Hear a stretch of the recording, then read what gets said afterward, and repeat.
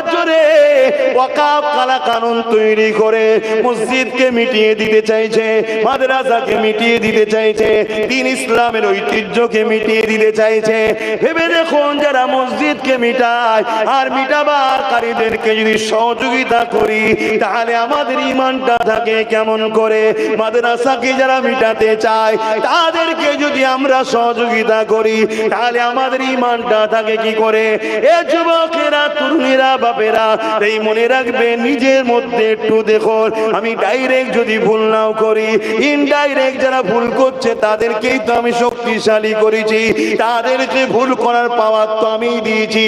এই আল্লাহ নবী জানিয়ে দিলেন, অন্যায় দেখলে হাত দিয়ে রাখো, যদি হাতে ক্ষমতা না থাকে মুখ দিয়ে প্রতিবাদ করো, যদি মুখে ক্ষমতা না থাকে অন্ততে ঘৃণা করে দূরে সরে যাও।